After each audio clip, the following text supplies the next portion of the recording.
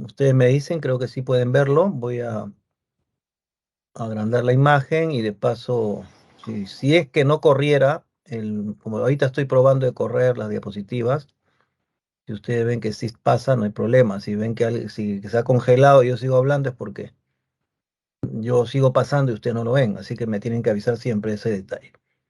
Por ahora estoy pasando y pasando, me imagino que están viendo que corre, ¿no?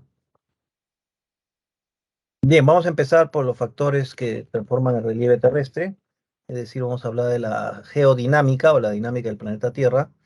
Esta parte vamos a hablar de las fuerzas internas, o sea, la geodinámica interna, y vamos a ver cómo se expresa en la deriva continental, en la tectónica de placas, en la actividad volcánica y en los sismos, ¿no? Y su impacto socioeconómico. Vemos allí de que la geósfera es el conjunto de capas que constituye la parte interna y sólida de la Tierra, por lo tanto se encuentra formado por rocas y minerales. Dice, bueno, pero hay que ver que esa estructura que ven a la derecha, ese dibujo como si fuera un pedazo de la Tierra hasta el centro, se ha podido inferir por los geofísicos que han estudiado la velocidad y el cambio de velocidad, las propiedades físicas, las propiedades de las ondas sísmicas. Es decir, cuando hay un sismo dentro de la corteza, por ejemplo, el sismo genera ondas sísmicas. Ahora, las ondas sísmicas no todas son iguales, pero tienen propiedades. Por ejemplo, las ondas P o longitudinales pueden atravesar líquidos y sólidos. Y las ondas S o transversales solamente pueden atravesar sólidos, no líquidos. Entonces, cuando ven ellos que la velocidad de la onda sísmica cambia drásticamente, los geofísicos interpretan de que eso es un límite o una discontinuidad entre capa y capa. De esa manera han podido determinar que existen en general tres grandes capas internas de la Tierra, capas concéntricas, o la corteza, el manto y el núcleo. A su vez, cada una de ellas está subdividida, como pueden ver en el dibujo a la derecha. Cada subdivisión de capa a capa está marcada por el nombre de discontinuidad y el apellido del científico que la determinó, la identificó, como con esta observación del cambio de velocidad de las ondas sísmicas, ¿no? A tal profundidad siempre cambiaba, entonces ya se dieron cuenta que era una discontinuidad o un límite entre capa y capa. Ahora, lo que tenemos entonces es que la corteza terrestre y las capas internas de la Tierra están formadas pues, por rocas y comportamientos físicos de la roca, porque también estos responden a la profundidad, ya la temperatura que va aumentando conforme aumenta la profundidad. Entonces tenemos que, en una especie de radio de la circunferencia, por decir, tenemos que de la superficie al centro de la Tierra tenemos un promedio de 6.370 kilómetros, que vendría a ser el centro pues, de la Tierra, ¿no? Em, Ahora tenemos por ejemplo, empezando por la capa de la corteza terrestre, que es donde está, pues, básicamente, este, está básicamente la parte superficial donde estamos caminando nosotros, y esas partes se llama de la corteza, se divide en corteza continental y corteza oceánica. La corteza continental, donde estamos nosotros, también se le define como CIAL, que son las siglas de sílice y aluminio, es decir, por el predominio de la composición, ¿no? De estos componentes mineralógicos de esta capa, ¿no?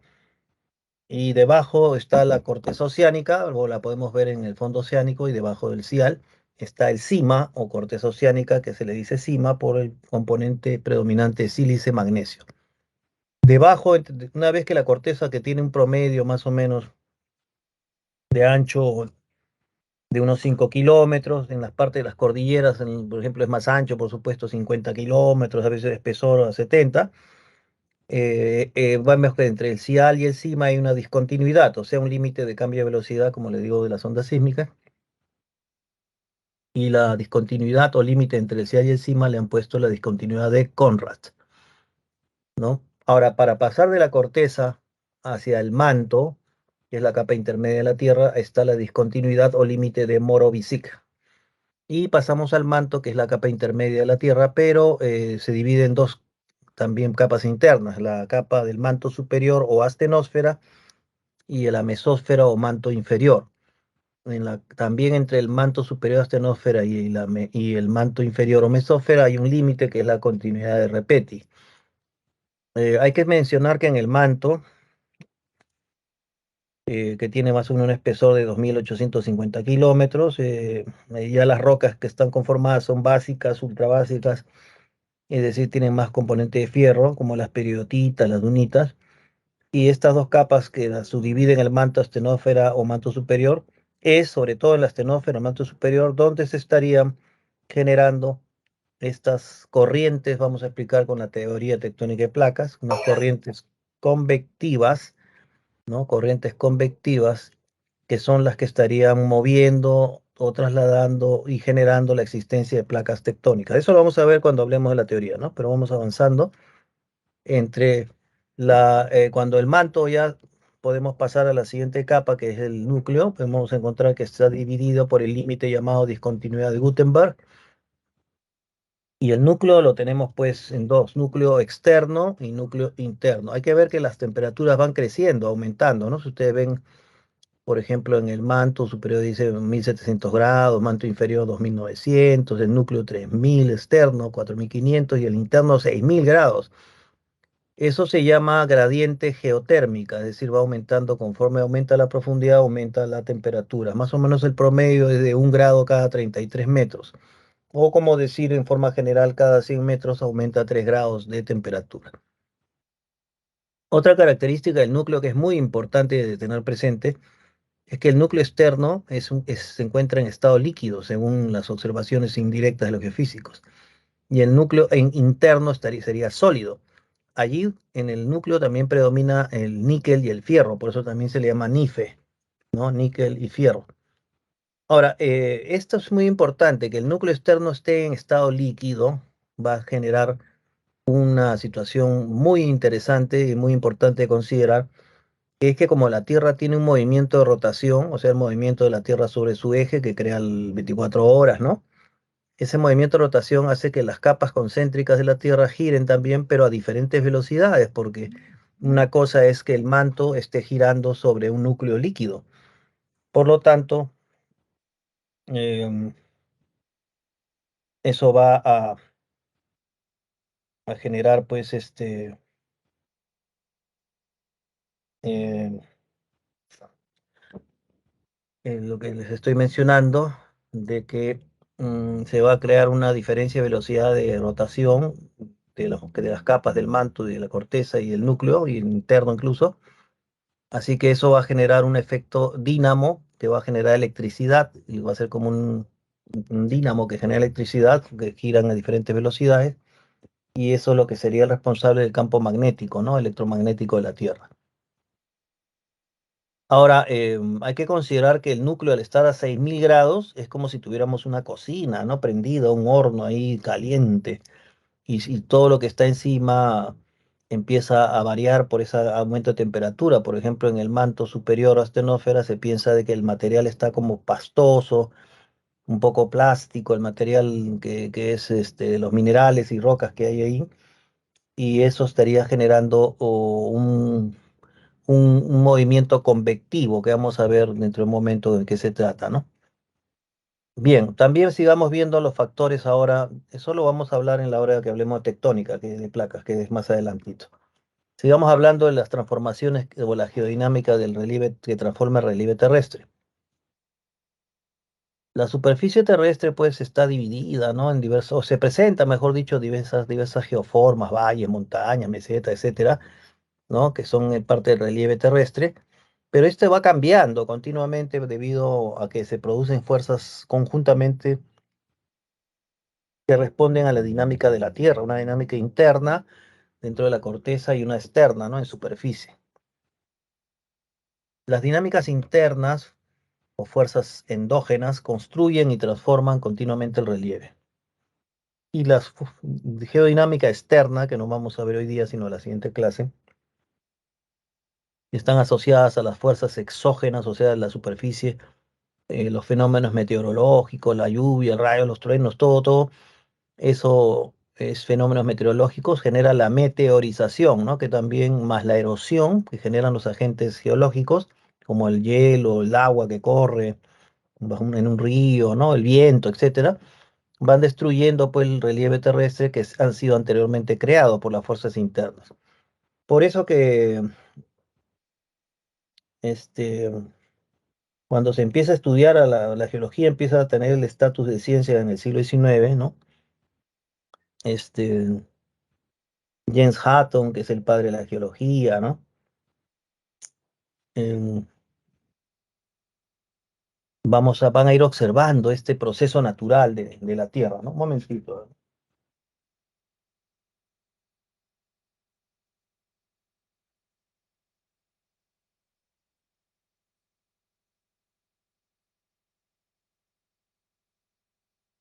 Bien, James Hutton, que es el padre de la geología en el siglo XVIII, observa, ¿no? Las rocas, observa las estructuras. Charles Lyell en el siglo XIX, en 1835-36, se saca un libro que es Fundamentos de Geología, y él ahí acuña esta frase que la Tierra se encuentra, la corteza terrestre se encuentra en un constante estado de construcción y destrucción de relieves, ¿no? Que hay una historia geológica, pues, que demuestra que ha habido antiguos paleorrelieves, ¿no? Que ha habido antiguas montañas que ahora ya no están, solamente quedan las raíces, que se han formado nuevas montañas, es decir, un constante proceso de construcción y destrucción de relieves, que es lo más adecuado. Estos procesos geológicos que afectan a la Tierra y determinan su constante transformación son estudiados por lo que denominamos la geodinámica. La geodinámica o la dinámica de la Tierra. Ahí en el dibujo ven de la derecha posición geodinámica externa, todo lo que de la atmósfera va cayendo, afectando las rocas de la superficie. Las lluvias en las partes altas de las cordilleras generan corrientes de agua o ríos, ¿no? Entonces el río va erosionando la corteza, formando un valle, desemboca en el océano, en lo que llamamos una cuenca oceánica, y los materiales transportados por el río, que son rocas, cantos rodados, arenas, arcillas, sedimentos, que es la palabra para decir fragmento, partícula de roca, ¿no? Los sedimentos caen en la cuenca, se van acumulando en capas horizontales y después con el peso de estas cantidades de sedimentos se va formando una compactación y van origen a las rocas sedimentarias, ¿no?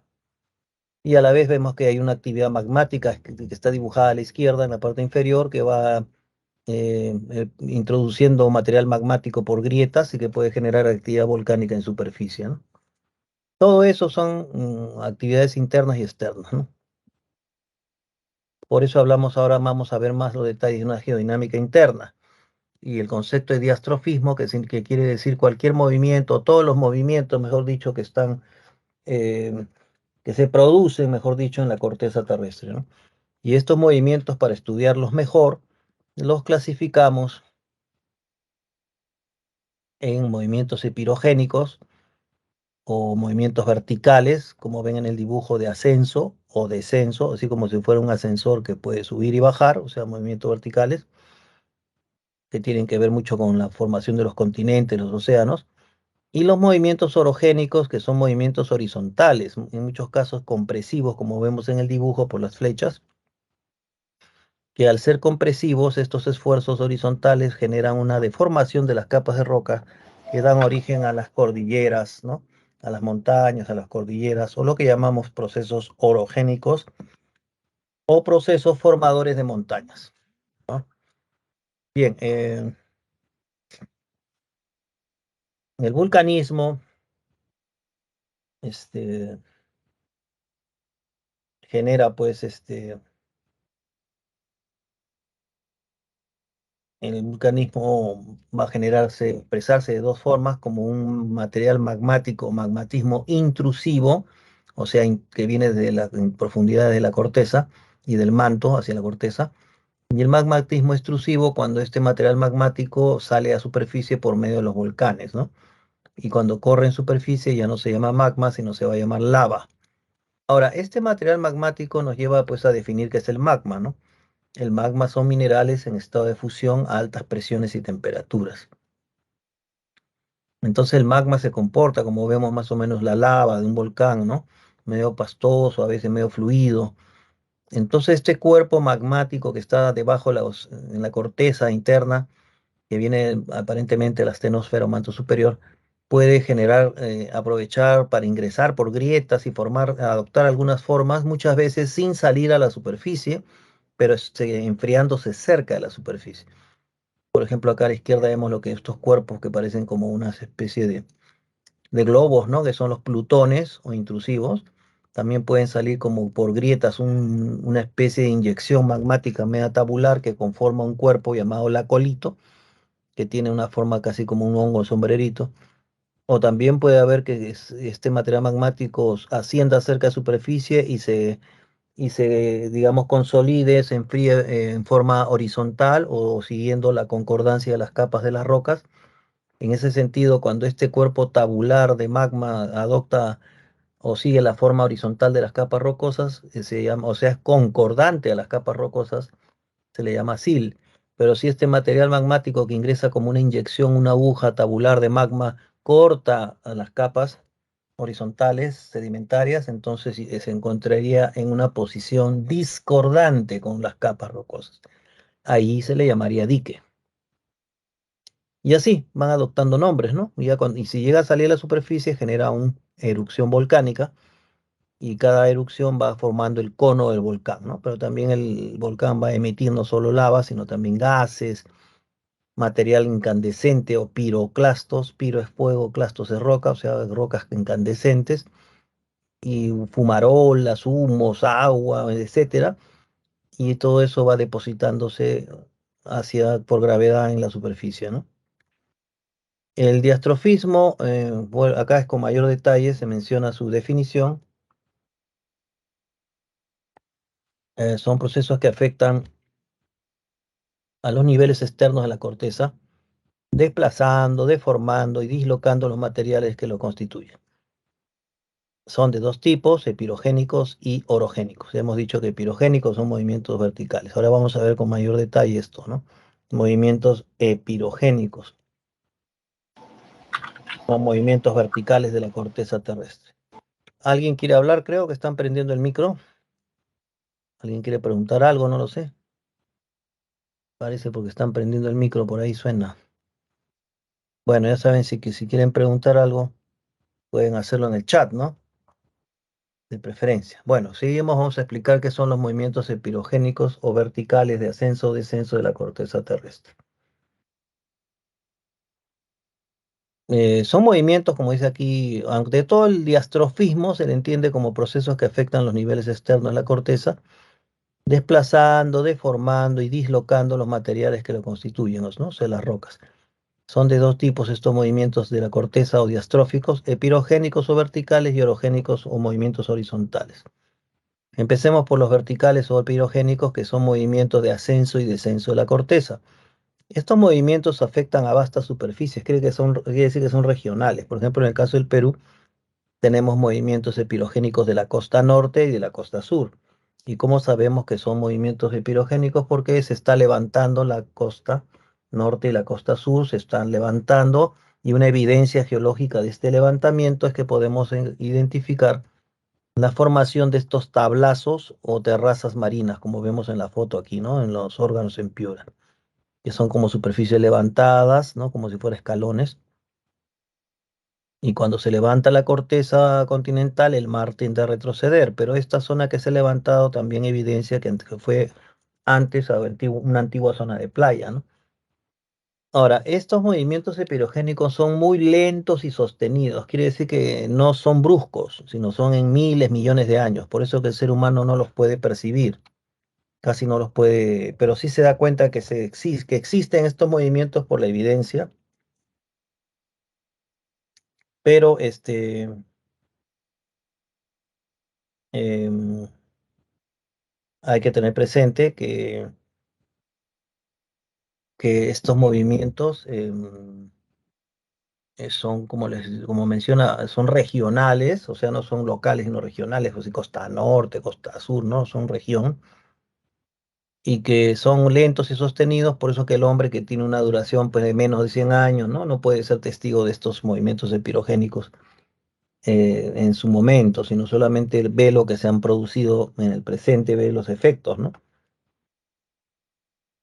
También los movimientos epirogénicos participan y dan lugar a la formación de los continentes los escudos o zonas estables que hay en los continentes, como son el escudo brasileño, por ejemplo, que son zonas estables. Cuando digo estables es porque no hay sismos, y los tablazos, o sea, las terrazas marinas como el de la foto. No hay sismo, por ejemplo, en Brasil, ¿no? En Brasil que está el escudo brasileño, que son rocas muy antiguas y no hay, y son muy estables, entonces no conocen ellos lo que es un sismo, ¿no? Cuando vienen a Perú les agarra un sismo, se asustan mucho, pues, porque no saben, nunca han experimentado esto. Ahora, este movimiento epirogénico se fundamenta también en un trabajo interesante que hizo Arquímedes, que fue este griego tan agudo, ¿no? Que se llama la isostasia. Por eso que también le llaman a este movimiento epirogénico teoría de la isostasia. Y aquí vamos a explicar en qué consiste esta teoría, que es en forma análoga a lo que hizo Arquímedes, ¿no? Pero Arquímedes, ¿qué hizo? Hizo algo simple, pero observando como una buena mente disciplinada, ¿no? Que entiende la explicación racional de las cosas. Pero Arquímedes se preguntó, ¿qué pasaría si yo lleno un recipiente con agua y después en ese mismo recipiente con agua yo introduzco cubos de madera, pero de diferente tamaño? O sea, un cubo de madera grande, uno pequeño, uno mediano, así, ¿no? Pasó lo que más o menos imaginamos que pasa, ¿no? Él puso el cubo de madera grande, el agua se agitó, por supuesto, un rato, y después que se estabiliza, se dio cuenta Arquímedes que el cubo flotaba, una parte hundida y una parte así en superficie, flotaba en forma proporcional a su masa, ¿no? Después puso un cubo pequeño, y igualmente se quitó un poquito el agua y vio que el cubo otra vez se establece flotando y igualmente flota una parte una parte flota y otra parte está medio hundida, y también se dio cuenta que era en forma proporcional a su masa. Esa idea entonces de que hay un hundimiento proporcional por gravedad es lo que hace que la teoría de de la isostasia sea como un equilibrio gravitacional, ¿no? De las masas de la corteza con relación al manto superior. Entonces, por ejemplo, en el dibujo A que vemos ahí, dice en las cordilleras, la corteza es más profunda. Claro, mientras más alta es una cordillera, más hunde profundamente sus raíces en el manto superior, o sea que es más gruesa, más espesor la cordillera, y su base también se profundiza. Pero si esa cordillera es sometida a erosión, a desgaste con miles, millones de años, la erosión retira, va desgastando los materiales de la cordillera, entonces se produce en el fondo, se produce en el piso, digamos, de contacto con la estenosfera, se produce una especie de recuperación isostática. Quiere decir que cuando menos elevada es la cordillera por la erosión, también el fondo de la base se empieza a adelgazar, ya no está tan grueso. Es un equilibrio. Y si ya finalmente, como en la letra C, ya el terreno casi está llano, porque se ha erosionado toda la cordillera, entonces eso pasa en millones de años. Bueno, entonces vamos a ver que también la base de esta cordillera se ha adelgazado, ¿no? O sea, es una compensación isostática de equilibrio gravitacional. Ahora pasamos a estudiar los movimientos orogénicos, o sea, los movimientos horizontales que pueden ser compresivos, o sea que, o pueden ser distensivos, ¿no? Compresivos o distensivos también.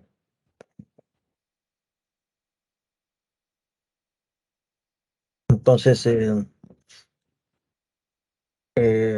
estos movimientos orogénicos son movimientos horizontales, ¿no? Que pueden ser compresivos o distensivos también, asociados a diversos procesos que se producen en las márgenes de las placas continentales. Aquí ya estamos entrando al tema de las placas tectónicas, ¿no? Entonces los materiales, por ejemplo, en estos movimientos orogénicos que son compresivos y forman montañas, como ven en el dibujo de la izquierda, se ven dos flechas rojas que están apuntando en sentido contrario, se comprimiendo las rocas y empiezan a deformarse, como ven ustedes ahí, como si fueran unas ondas. Eso se llama pliegues, una especie de cresta que viene a ser el sinclinal, y una especie de zona cóncava que viene a ser el sinclinal, y la parte de la cresta es el anticlinal, o sea que los anticlinales son seguidos de sinclinales, como ven ahí, como una especie de ondas, que son las deformaciones de las capas rocosas ante el esfuerzo compresivo orogénico. Entonces los materiales, como bien dice aquí, sufren cambios que se traducen en deformaciones y desplazamientos. Se activan estos por las corrientes convectivas, ¿no? Que ya vamos a ver que están en el manto superior, y consisten en corrientes ascendentes y descendentes de material en el manto fluido o astenosfera, ¿no? Estas corrientes convectivas. y da lugar a la formación de plegamientos, como vemos en la derecha, fallas, fosas marinas, etcétera. Básicamente, estos movimientos orogénicos que se dan en la zona de convergencia o choque de placas se fundamenta pues en la teoría de tectónica de placas, ¿no? Que vamos a explicar.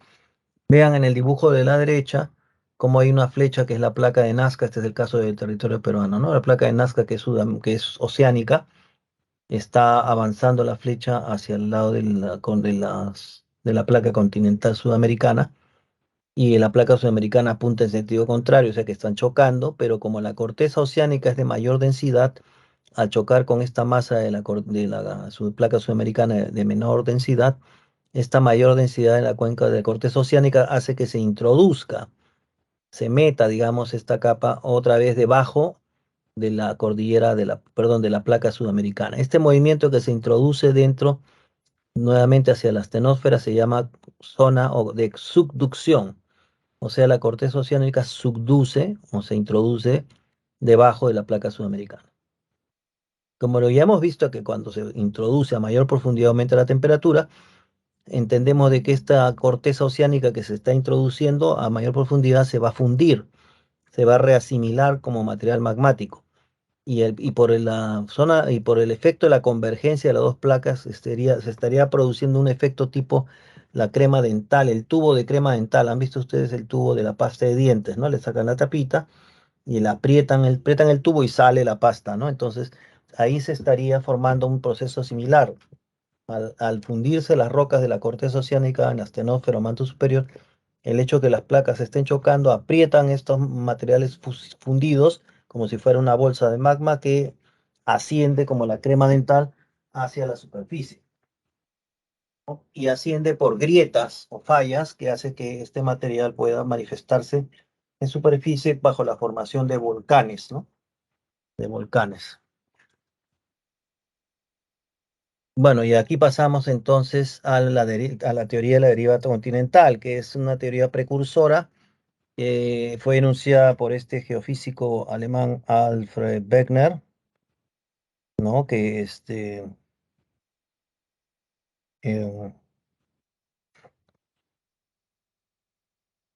que bueno, pues en 1915, o sea, estamos hablando pues inicio de la Primera Guerra Mundial, ¿no?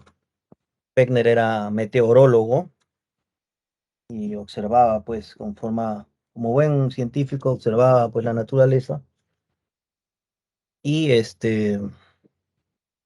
y hace una observación planisférica, ¿no? Agarra el planisferio y comienza a observar los bordes continentales de América, de Europa, de África, y le llama la atención que el borde de la placa de Sudamérica, el continente sudamericano, la parte occidental, o sea, del Atlántico, que es la zona de Brasil, ¿no?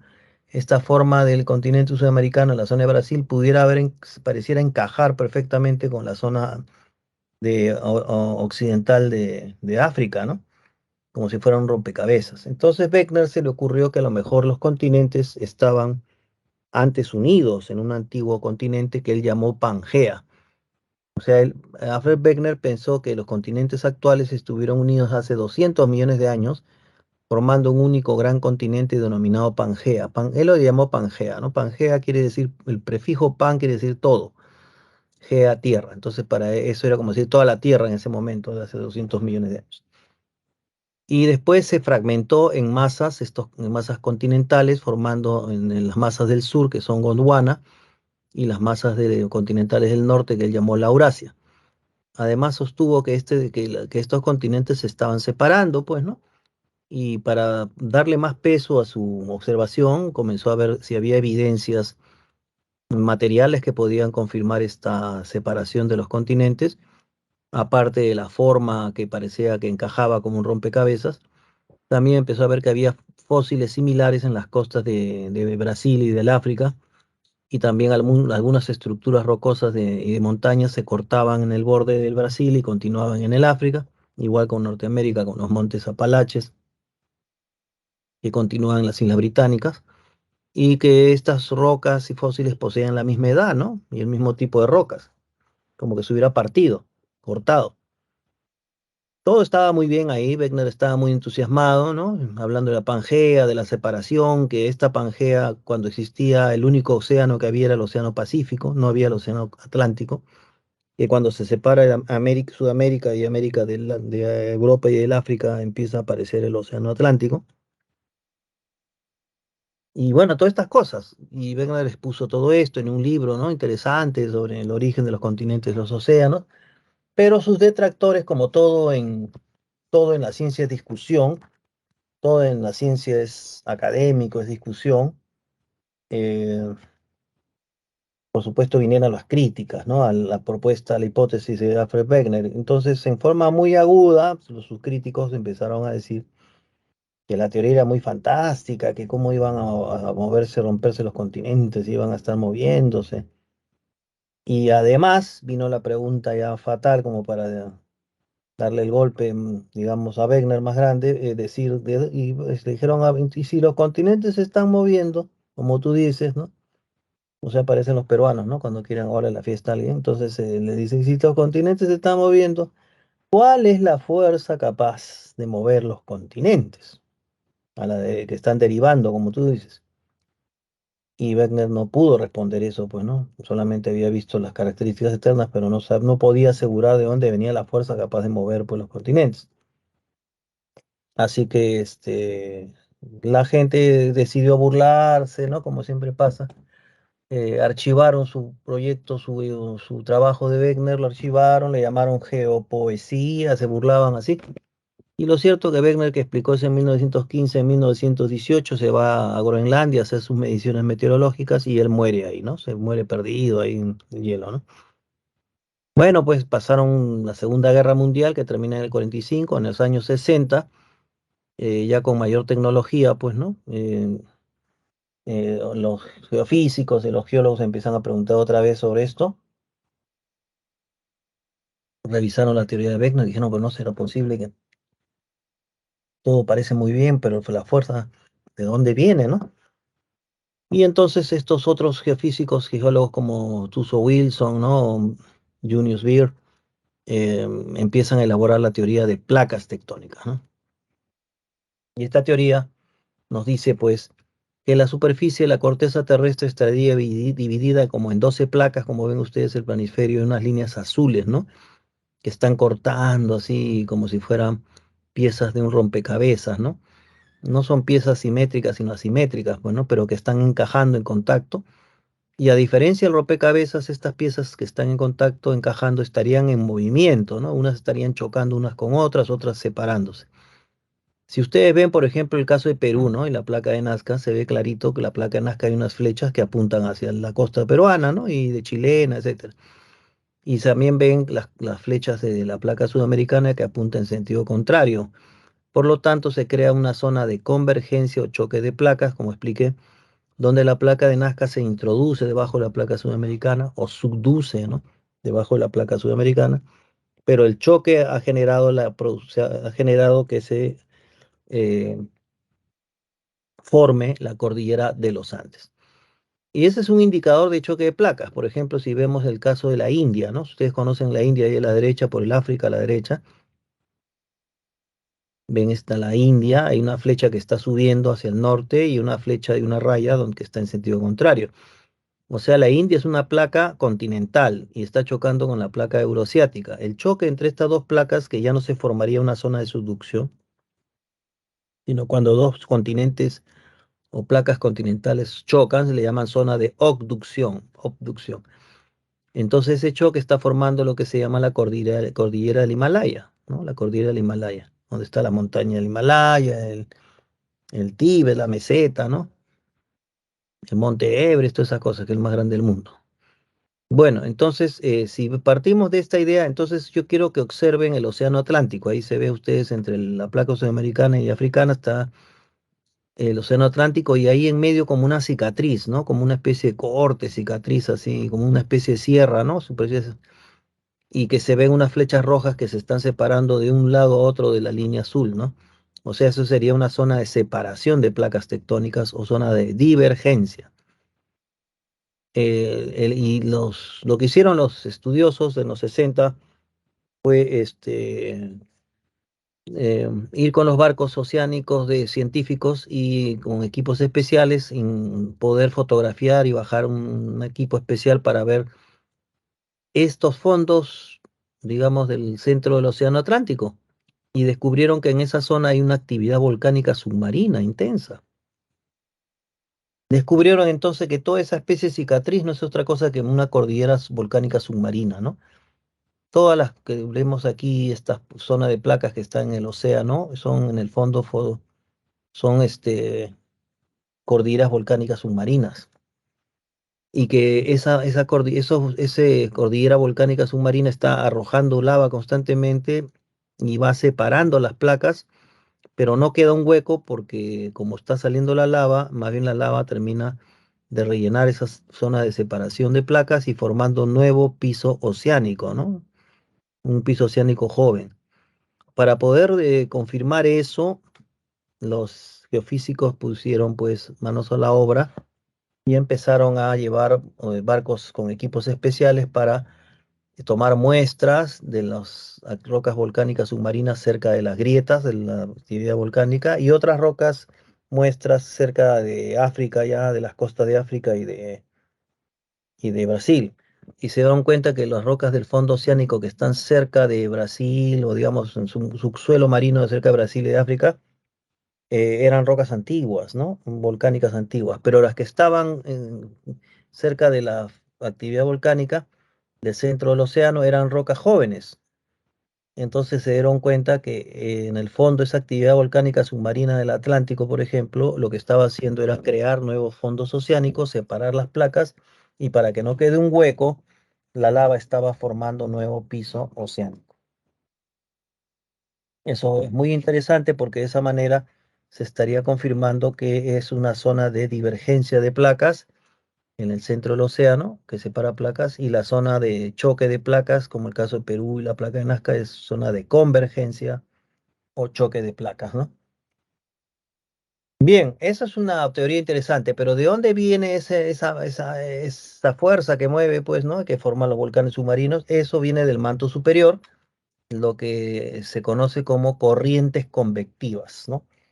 O sea, vamos a hacer la analogía como de la cocina, ¿no? Una cocina con su hornilla, que prendes el gas, prendes la hornilla, se prende el fuego de la hornilla, pones una olla con agua y tapas la olla y entonces empieza a calentarse pues la olla con el fuego de la hornilla y al momento empieza a hervir el agua, ¿no? Eso ya sabemos que después de unos minutos empieza a hervir. Cuando ustedes sacan la tapa de la olla y miran que sale el vapor que está hirviendo, si observan con cuidado van a ver que el agua hirviendo hace una especie de remolinos. Pero no es un remolino horizontal que ustedes pudieran ver, ¿no? Sino es un remolino como vertical, que se va ebulleciendo, hay una ebullición de burbujas que se salen a superficie y se vuelven a introducir, es como un remolino vertical, por decir. Pero esto genera dos tipos de corrientes del tipo remolino, pero en direcciones contrarias. Para tener la idea de la dirección, unas se mueven en movimiento horario. Horario quiere decir como las agujas de un reloj, que corre de izquierda a derecha. Entonces el movimiento es circulatorio horario o de izquierda a derecha. Y el otro movimiento que cuando esté hirviendo el agua se va de la derecha a la izquierda, o sea, sería antihorario. Ese movimiento de círculos, uno horario y otro antihorario, se le llama corrientes convectivas. Pero a la vez este movimiento va haciendo que ascienda el agua, si lo ponemos en el manto superior, ascienda pues la lava y se vaya formando como inyecciones de lava que rompen la corteza oceánica y forma estos volcanes submarinos que hablé hace un momento. Y se va generando la zona de divergencia de placas. Entonces la pregunta que Beckman no pudo responder, que se hubiera sabido, es que ¿cuál es la fuerza que mueve las placas tectónicas para que estén chocando entre sí y separándose? La respuesta es que las fuerzas capaces de mover las placas tectónicas son las corrientes convectivas del manto superior o astenosfera. Esa es la respuesta, ¿no? Las corrientes convectivas del manto superior o astenosfera. Esas son las fuerzas capaces de mover y generar las placas tectónicas. Ahora, el movimiento de las placas genera límites. Entonces aquí podemos ver los tipos de límites. Hay tres tipos de límites que se generan con el choque o el movimiento de las placas tectónicas. El primer límite es el de la izquierda que se llama convergente, o sea, convergen. Las placas, como vemos, ese es el típico caso de Perú, de la placa de Nazca y la placa continental, ¿no? O sea, la placa de Nazca, que es submarina, como ven en el dibujo, choca, como es de mayor densidad, choca con la placa sudamericana y se introduce debajo de la placa sudamericana, o sea, subduce. Al momento de introducirse o al momento en que la placa se mueve para introducirse, nosotros vamos a sentir en el Perú, pues, terremotos, sismos, ¿no? Eso también quiere decir que el choque de convergencia de placas genera zonas sísmicas, como en el caso del Perú. Esa es la razón por qué en Perú habrá habido, hay y habrá a futuro sismos siempre, ¿no? Ya. Entonces, como dice el límite convergente, nos dice ahí, también forma lo que se llama una fosa oceánica. O sea, en el borde casi del talud continental, cuando la placa se introduce debajo, se va a formar como una zona profunda. Eso le llaman fosa oceánica o zona abisal. Como bien dice abajo, en el límite convergente se produce la subducción o si no la obducción también cuando es el caso de dos placas continentales, ¿no? Como la India y la Euroasiática. El choque de estas placas en la zona de convergencia da origen a cordilleras, a fosas marinas, a fallas o rupturas de la corteza donde hay desplazamiento de las rocas. Movimientos sísmicos generan actividad volcánica como el volcán Misti, Chachán y Lubina, Sabancaya, que están ahí en el sur peruano, ¿no? Ejemplo de zona de obducción, el Himalaya, y de subducción, los Andes, ¿no? Y la corteza y la placa de Nazca. También se pueden encontrar límites divergentes de placas. Divergentes es el límite de desaparición de las placas, ¿no? Se van separando, ¿no? Como ven en el dibujo, ¿no? Eso se ocurre en el centro del océano, como hablamos hace un momento en el océano Atlántico, el centro oceánico, ¿no? Y ven ustedes las flechas que se van moviendo en sentido contrario porque ahí va subiendo el material magmático, como ven abajo de la astenosfera, y genera este vulcanismo submarino. Por lo tanto, la zona de límite divergente de placas genera zonas de separación de placas, pero también nuevo fondo oceánico. Genera nueva litosfera oceánica, da origen a las dorsales. O dorsales quiere decir cordillera submarina, ¿eh? Dorsal de Nazca, habrán escuchado hablar, ¿no? Quiere decir eso es cordillera submarina. Los valles de rift que se forman a partir de fallas y los movimientos sísmicos, ¿no? Que son los clásicos que ocurre, pues, ¿no? Y por último tenemos los límites transformantes. Límites transformantes vienen a ser la zona de, igualmente, del fondo oceánico, centro oceánico, así como vemos aquí, no sé si vemos nuevamente el planiferio en el centro del Atlántico, se ve como una sierrita, ¿no? Una superficie dentada en la línea azul. Esta superficie dentada es esto, pues los límites transformantes que vienen a ser movimientos de los bloques a través de una falla horizontal que hace que se forme como un movimiento tipo tijera o cizalla, ¿no? Un bloque va hacia el norte, otro hacia el sur y así, ¿no? Se desliza sobre el plano de falla, que es una falla horizontal, por eso se le llama falla transformante o fallas horizontales. Esta zona de límite transformante es donde, que es el centro del océano, es donde no se crea ni se destruye la litosfera. Las placas se deslizan lateralmente, como vemos ahí, como si fuera, ¿no? Falla el rumbo, nadie le dice, ¿no? Respecto a la otra lateralmente, en forma de cizalla, y da origen a fallas y movimientos sísmicos en el centro del océano también. Bien, y la actividad volcánica, un momentito, vamos un ratito, voy a ver si hay preguntas, un ratito, a ver, y después vuelvo a compartir, pero digan, voy a ver, ajá, acá hay unas preguntas, un ratito, voy a leerlas. Dice,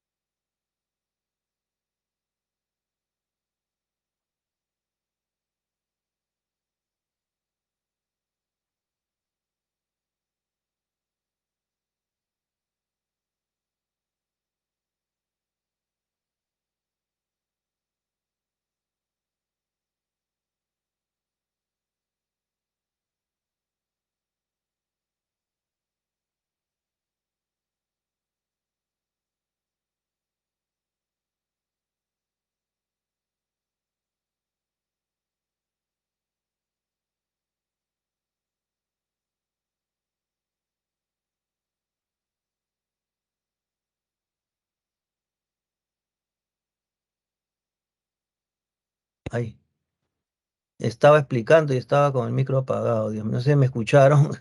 Alfred, estuve explicando de que, por ejemplo, nuevamente, no, pucha, que estaba con el micro apagado, que estos movimientos pirogénicos, orogénicos y intrusivos, extrusivos, sí son movimientos que se fundamentan en la teoría de la isostasia de Arquímedes. Que Wegener propuso la Pangea, sí. Que Wegener no pudo decir cuál era la fuerza que movía las placas y que la teoría tectónica de placas sí ha dado esa respuesta, entonces demostró que los continentes se mueven, sí es cierto. Que las corrientes convectivas del manto superior es la respuesta a la pregunta que no pudo responder Wegener, sí. Que las corrientes convectivas son las que mueven las placas y las forman. Que las fallas transformantes son fallas y que generan sismos también, sí, sí es cierto, sismos también en el fondo marino.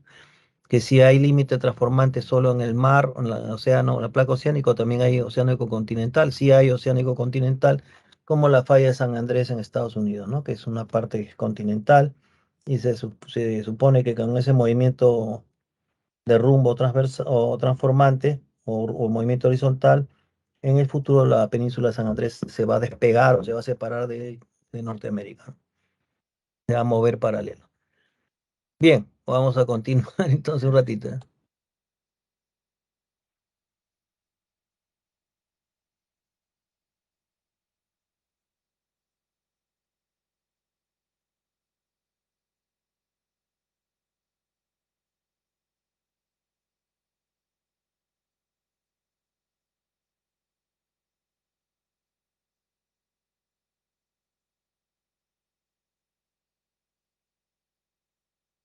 Bien, vamos a continuar.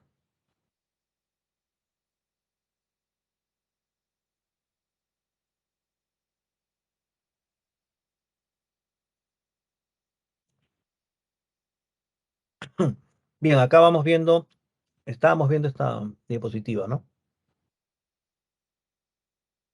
De los límites de placas. Ahora vamos a ver la actividad volcánica o los tipos de magmatismo, ¿no? Ante todo el vulcanismo. ¿Qué es el vulcanismo? No es el desplazamiento del magma. ¿Qué es el magma? El magma son minerales en estado de fusión a altas presiones y temperaturas, ¿no? El magma, vuelvo a repetir, son minerales en estado de fusión a altas presiones y temperaturas. Bueno, entonces dice, es el desplazamiento del magma desde la astenósfera o manto superior hacia la superficie, asciende a la superficie a través de grietas y fisuras o fallas, y se origina en zonas de divergencia y convergencia de placas.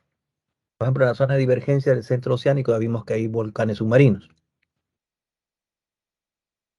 Y en la zona de convergencia de placa hemos visto cómo la placa de Nazca se introduce debajo de la sudamericana y produce los volcanes que tenemos en la cordillera occidental del Perú, o sea, el Misti, el Chachani, Lubina, Sabancaya, etcétera.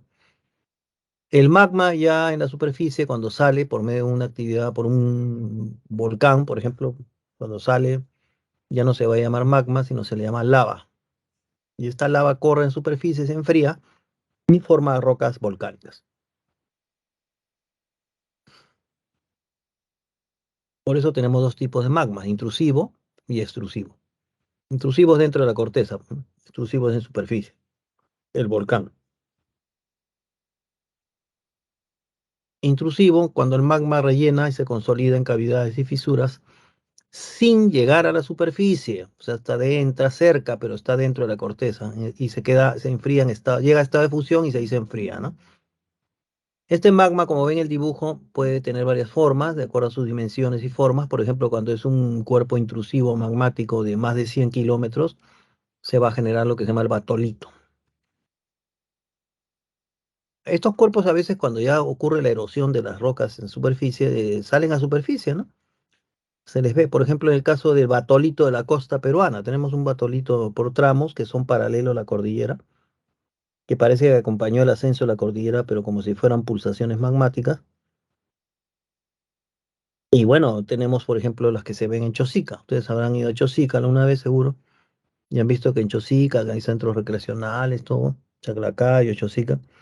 Hay un montón de cerros. Pero esos cerros no son la cordillera de los Andes. La cordillera de los Andes está más arriba, pues, ¿no?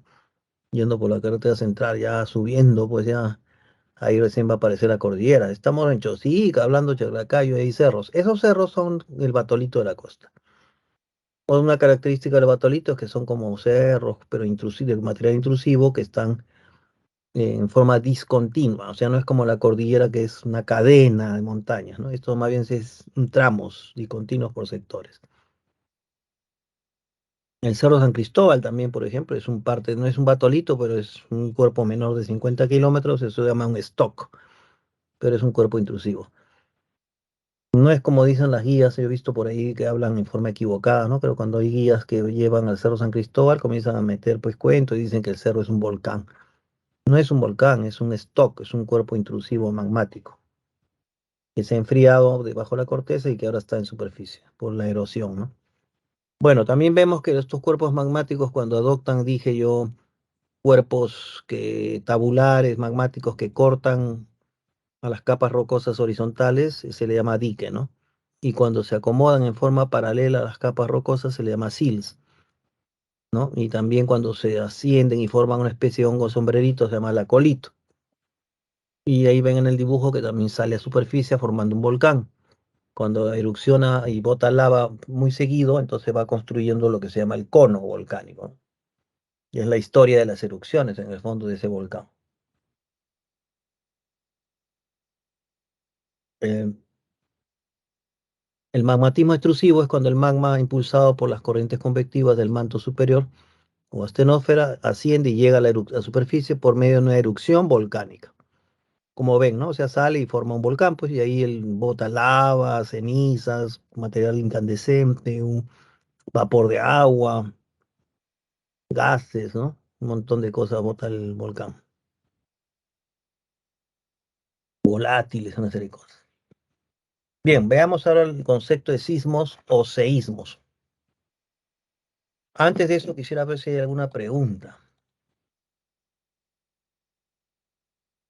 Ujú. Profesor, Sí, acerca de las cordilleras de la costa, ¿sería por límite convectivo? O la cordillera de la es, costa sí está sí. asociado a la convergencia de la placa de Nazca, su subduce o se mete debajo de la placa sudamericana. Ha formado la cordillera de los Andes, que son las rocas sedimentarias que estaban horizontales, pero por los movimientos compresivos de la placa de Nazca con el de la sudamericana han formado la cordillera, que es una cadena, ¿no?, de montañas. Pero el batolito de la costa es paralelo también a la cordillera, pero es de material magmático y no es una cordillera, sino es por sectores. Ya, Hay, gracias, ba- profesor. sí, batolito ahí en la costa central, en el norte los cerros Samotape, estos cerros del norte también son parte del batolito de la costa, pero en el sector norte. Bien, continuamos para terminar esta parte de geografía y pasamos a los sismos. Bueno, el Perú está, como sabemos, en zona de convergencia o choque de placas y por eso va a haber siempre sismos. Ha habido y habrá sismos, ¿no? Pero ¿qué es un sismo, no? Se define como un proceso paulatino, progresivo, constante de liberación súbita, o sea, de rápida, de momento de súbita liberación de energía mecánica que se va a manifestar pues, como vibraciones de la corteza terrestre, ¿no? Y esto se genera debido a cambios en el estado de esfuerzos o de fuerzas que generan deformaciones, desplazamientos resultantes, ¿no?, que afectan a la corteza y tienen que ver mucho también con la resistencia de las rocas, del material rocoso de la corteza, y se da en zonas de interacción de placas, como dentro de ellas incluso.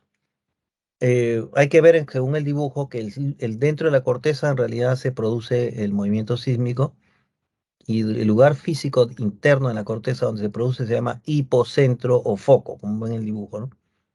Desde el hipocentro o foco, cuando se empieza a generar la liberación de energía, se producen ondas sísmicas. Y esas ondas son las que generan vibraciones de la corteza. Hay tres tipos de ondas sísmicas que son, dos son que se producen dentro del foco, o sea, profundidad o hipocentro. Se producen en el hipocentro las ondas primarias o P, ondas P que son longitudinales, ¿no?, que son las que se producen a partir del hipocentro, y las ondas P eh, son ondas más rápidas, o sea, son más rápidas en avanzar en la corteza terrestre y son también son ondas sísmicas que pueden cruzar o propagarse a través de medios líquidos y sólidos, o sea, pueden pasar por el mar y por las rocas, ¿no? También se producen desde el hipocentro foco las ondas transversales o ondas secundarias S. Se produce a partir del hipocentro, pero son más lentas y no cruzan medios líquidos, solamente medios sólidos, ¿no? Ahora, si ustedes se dan cuenta, en las noticias siempre dice el epicentro, no dice el hipocentro, ¿no? Claro, pero el epicentro, ¿cómo se determina? Como un reflejo del hipocentro en la superficie. Entonces, el epicentro es el reflejo del hipocentro en la superficie y desde el epicentro también las ondas sísmicas que llegan allí se empiezan a propagar de otra forma, más horizontalmente, y eso se llaman ya ondas R y L, ¿no? Las que nacen del epicentro. R y L significa Rayleigh y Love, ¿no? Por eso dice las ondas superficiales que se propagan a partir del epicentro, que está en la superficie, y destacan las ondas Rayleigh y Love, ¿no? Que son las responsables también de que se caigan las casas mal construidas, ¿no? Etcétera, ¿no? Lo que genera pues este movimiento de la corteza, ¿no? Acá tenemos las escalas sísmicas, o sea, cómo podemos medir. Se mide con dos criterios, ¿no? Un criterio que es de magnitud, o sea, que es física. La magnitud es liberación de energía, ¿no? Que se puede medir cuando se produce el sismo, ¿no? Y el otro concepto es la intensidad, que es la escala de Mercalli. La intensidad eh,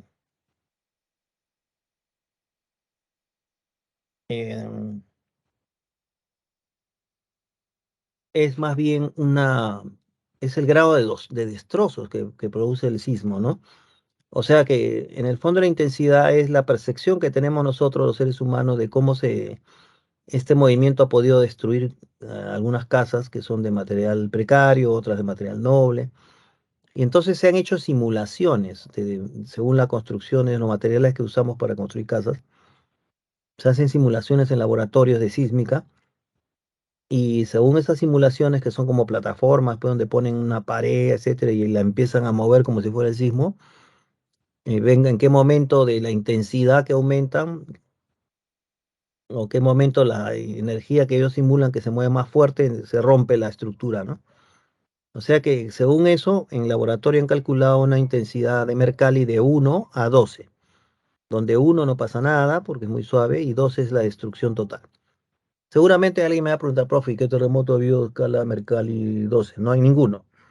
O sea, gracias a Dios, en la teoría sí se puede simular hasta 12, pero en la práctica no ha habido ningún terremoto que llegara naturalmente hasta la intensidad 12, que es destrucción total, ¿no?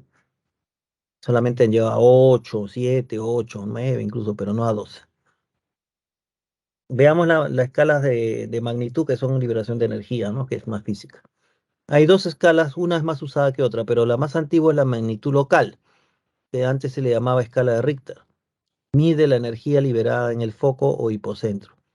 Se representa en una escala logarítmica que hace que los niveles asignados no tengan pues un comportamiento lineal, ¿no? Y en la actualidad esta escala de Richter todavía se usa, pero para medir sismos máximo de hasta 6,5 grados. Cuando los sismos son menores o más de 6,5, más útil ha sido constatar que la escala magnitud-momento es más útil, ¿no? O sea, el magnitud-momento es la más usada ahorita en la actualidad porque permite medir sismos, pues, de pequeños y grandes, ¿no? O sea, las dos cosas. Y esta magnitud-momento también se basa en la liberación de medir la energía liberada, mejor dicho, en medir la energía liberada en el momento sísmico, terremoto, y considera otras variables como son parámetros como la geometría de la falla, ¿no? La profundidad del foco, o del hipocentro, el desplazamiento máximo producido durante el sismo, etcétera. Entonces, como considera más variables, se está usando más la escala magnitud-momento. Y la de Mercalli, que ya dije que es evaluar la intensidad, y la intensidad se entiende como el grado de daño o destrozo que produce el sismo, destrozo en relación a la infraestructura, ¿no? Casas, puentes, eso. Se considera el nivel de percepción entonces de las personas por efectos que producen las estructuras y consta de 12 valores que se expresan en números romanos, teóricamente, como les dije, el 1 al 12, y no ha habido en la realidad terremotos del 12, ¿no? Eh, lo que sí hemos tenido, y hay, como vemos en varios sitios como Japón, incluso en Perú ha habido también, ha habido a veces maremoto. Maremoto es un terremoto en el fondo marino, por eso le dicen maremoto. Pero ese maremoto, a veces cuando es muy intenso la energía, ¿no? O la energía es muy alta, y si el terremoto, el maremoto es muy fuerte, puede producir la agitación de las aguas del mar en la zona de playa, y se puede producir un efecto muy curioso que es que el mar retrocede como 15 minutos, 20, y después regresa con fuerza y crean unas olas altas, gigantes que invaden la costa, ¿no? Esas olas gigantes que golpean e invaden la costa, especialmente las ciudades porteñas, se llama tsunami, pues que en japonés significa ola de puerto. Este fenómeno ocurre en el mar y se generado principalmente por un disturbio sísmico que impulsa y desplaza verticalmente la columna de agua, originando un tren de ondas largas, pues, ¿no? Ahí podemos ver eh, en el número uno, el dibujo a la izquierda dice un sismo o se hace temblar el fondo del mar, o sea, un maremoto.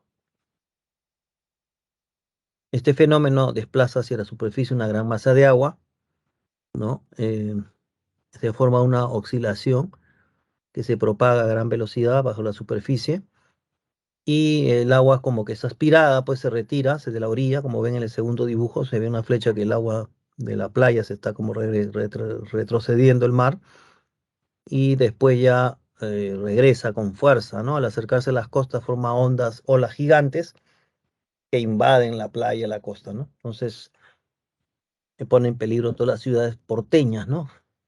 Como ven en el dibujo ahí el tsunami de Indonesia en 2004, miren un barco ahí está metido pues en la zona de la playa, ¿no? Lo ha aventado el tsunami, ¿no? Ahora, volviendo al Perú, que yo sé que es una preocupación normal de todos, lamentablemente pues o no sé si lamentablemente o tal vez preventivamente debe ser, ¿no? El Instituto Geofísico del Perú está anunciando que hay que estar cuidándonos, claro, porque el Perú está en zona sísmica, o sea, el Perú siempre ha habido terremotos, ¿no? En toda la historia del Perú. Pero, por ejemplo, a veces no hay que confundir el tiempo geológico, que es miles, millones de años, con el tiempo humano, pues que son pues 80 años que vive una persona, 70, no 100 posiblemente, ¿no? Lo que se sabe es que, por ejemplo, el último gran maremoto con tsunami que hubo en el Callao, frente a las costas del Callao,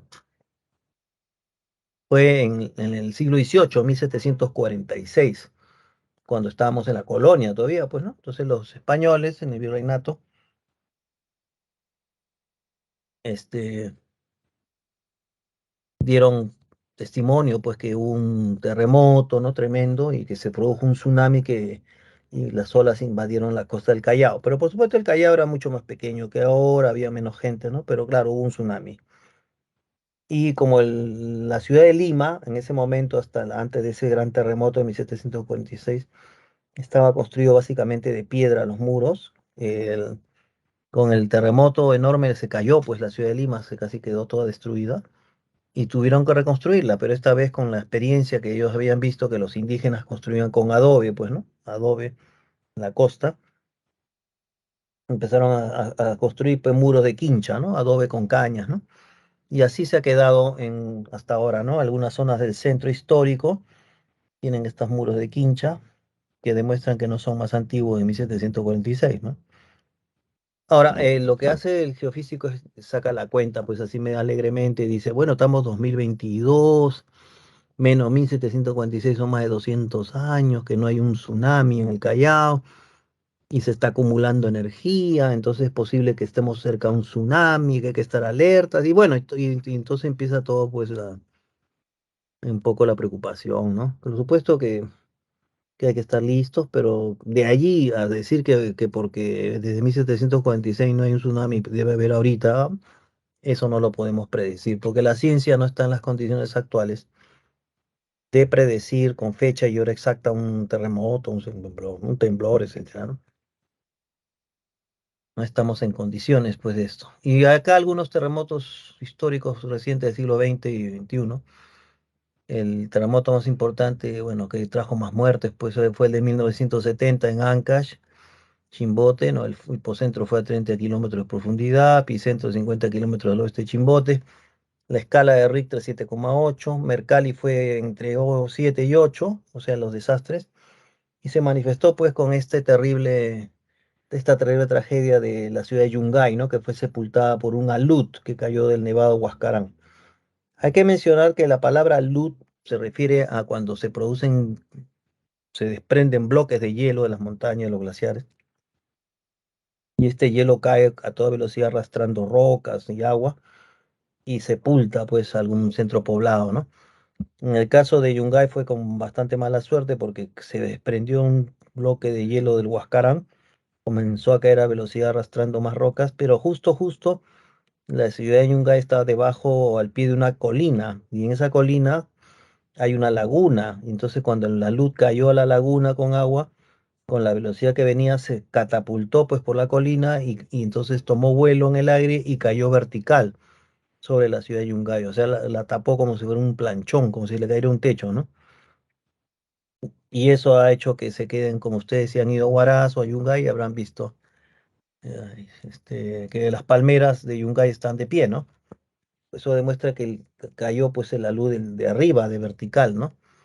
Porque si hubiera sido a ras del piso, entonces las palmeras hubieran quedado dobladas, ¿no? Por el arrastre, el empuje de la luz. Pero la luz cayó pues como un planchón, ¿no? Entonces se quedaron las palmeras. Ahora, en la foto ven ustedes la ciudad de Yungay del 70, se ve el Cristo del cementerio, ahí se ven los nichos, porque el cementerio está en una colina, para suerte, los que fueron al cementerio ese día se salvaron, no fueron sepultados. Y el terremoto, bueno, murieron 67.000 personas, en Yungay nomás murieron como 45.000, creo, 48.000, 150.000 heridos, 800.000 personas sin hogar, 95% de viviendas de adobe destruidas. Y el último gran terremoto ha sido en el 2007, que ustedes creo no estarían todavía, serían bebitos, a lo mejor no se van a acordar, pero este terremoto fue en Chincha, Pisco, Nica, y tuvo de escala magnitud momento 7,9, o sea, bastante, un poco más fuerte todavía que el 70. Sin embargo, no hubo, gracias a Dios, tantos muertos, ¿no? 597, etcétera. Porque este terremoto fue larguísimo, yo lo recuerdo muy bien, pues, ¿no? Duró como 3 minutos, una cosa larguísima, pues cuando tú estás en un terremoto y son 3 minutos parecen eternos, ¿no? Bueno, pero por suerte no, no pasó, salvo en Ica, que las casas mal construidas, como vemos en las fotos, en Pisco se cayeron, ¿no? Bien, ahí tenemos los ejercicios, por favor copien las claves. Si hubiera alguna pregunta, también ya saben, más que nada por la altura de la ola, sí, pues no es lo mismo alud que avalancha, ya expliqué. Alud es cuando cae hielo con rocas, avalancha es cuando cae lodo, rocas, sin hielo. Ya. Copien entonces, por favor.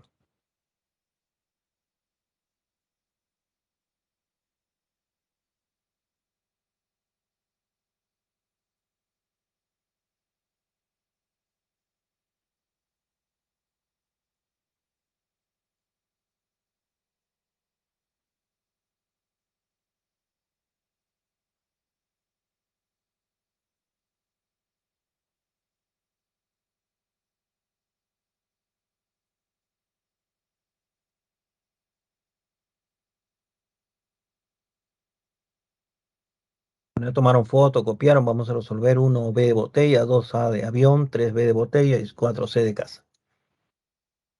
Uno dice, la parte sólida de la Tierra está constituida por diversas capas concéntricas, desde la corteza hasta el núcleo, cuyas características se conocen principalmente a través del análisis de las ondas sísmicas. Claro. De lo descrito, identifique los enunciados correctos, ¿no? Referido a la capa geosférica más superficial, o sea, la corteza. Y tenemos la letra B de botella. B, que nos dice que es correcto la afirmación 2 y la 4. 2 dice que se experimenta cambios por los agentes endógenos y exógenos en la corteza. Claro, bueno, construcción, destrucción de relieves, ¿no? 4, contiene rocas de mayor antigüedad, pero también de recién formación. Claro, pues como hemos dicho que las rocas son antiguas, pero también hay rocas recientes como en el fondo del océano, ¿no? El centro oceánico.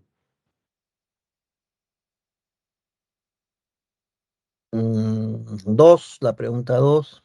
Las otras son falsas, ¿no? Si las revisan bien. Un docente de geografía física sostiene que la teoría de la deriva continental fue propuesta originalmente por Wegener en el 1915, que formuló basándose en otros fundamentos, entre otros en la manera en que las formas de los continentes parecen acoplarse, ¿no? Como un rompecabezas. Y esto se me hace evidente a cada lado de qué, y en la letra A, a cada lado del Atlántico, sobre todo en las costas de África y de Sudamérica. Brasil, pues, ¿no? Con África. Tres, la pregunta tres nos dice la zona de contacto y fricción entre placas son áreas de intensa actividad geológica y en ellas se registran la mayor parte de terremotos y erupciones volcánicas. Además, la formación de fracturas, plegamientos y fosas marinas. Estas últimas geoformas se relacionan directamente con la letra A, movimientos isostáticos, no, perdón, la letra B, perdón, las zonas de convergencia de placas en subducción. Claro, pues esto de las fosas marinas son casualmente cuando la placa de Nazca se introduce debajo de la sudamericana, se genera una zona profunda, ¿no? Esa es la fosa marina. Y cuatro, en la siguiente figura A, B, C y D, están relacionados con movimientos sísmicos a partir de determinar verdadero o falso, ¿no? Y nos dice que los verdaderos son la letra C, la 2 y 3, ¿no? La afirmación 2 y 3. Es verdad, con relación al dibujo en 2, que en D se originan las ondas Love y Rayleigh. Claro, D es el epicentro, pues, ¿no? Y 3, que las líneas B y C, como vemos ahí, representan ondas sísmicas que tienen origen en el foco o, claro, en el hipocentro. Son las ondas transversales, ¿no? Y las ondas primarias. Bien, eso con relación a este tema. Ahora pasamos a educación cívica. Y pues que nos queda, ¿no? Ya hay que, media hora nomás hay que avanzar cívica. Bueno, no es mucho siempre, ¿no? Cívica es más constitución que otra cosa. Nos dicen derechos humanos, ¿no? Declaración Universal, cómo se protegen los derechos humanos, la Convención Interamericana. La Declaración Universal de Derechos Humanos fue en el año 1948 declarado por la Asamblea General de Naciones Unidas. Recuerden que después de la Segunda Guerra se crea la Organización de Naciones Unidas en reemplazo de la Sociedad de Naciones, ¿no? Que había fracasado en detener una guerra, ¿no? Porque se produjo la segunda. Bueno, pero esta Declaración Universal también tiene que ver mucho con lo terrible que fue esta Segunda Guerra, con el hecho de las bombas atómicas, bueno, con el hecho de los campos de concentración de los judíos, ¿no? Los nazis. Así que se establecieron 30 artículos que incorporan los derechos civiles, políticos, económicos, sociales y culturales de los seres humanos, como ven allí, tenemos pues 30 artículos fuertes, el uno nacemos libres, todos iguales, todo el mundo tiene derecho a estos derechos y libertades, derecho a la vida, a la libertad, a la seguridad de la persona, nadie será sometido a esclavitud, servidumbre, nadie será sometido a tortura, todo ser humano tiene derecho a una personalidad jurídica, todos somos iguales ante la ley, todo el mundo tiene derecho a defenderse en tribunales, nadie puede ser detenido arbitrariamente, tenemos derecho a un juicio justo, a la presunción de inocencia, que en el Perú no se practica, se para violentando, derecho a la intimidad, a la libertad de movimiento, derecho al asilo, disfrutar de derecho a la nacionalidad, al matrimonio, a la propiedad, al casamiento, a la religión, bueno, todo casi, ¿no? A la cultura, al orden social. Y como ven, entonces el derecho de presunción de inocencia es un derecho humano, ¿no? Universal, reconocido por Naciones Unidas. Acá en el Perú pues no se respeta, ¿no? Porque acá todo se hace, se presume que es más bien culpabilidad, ¿no?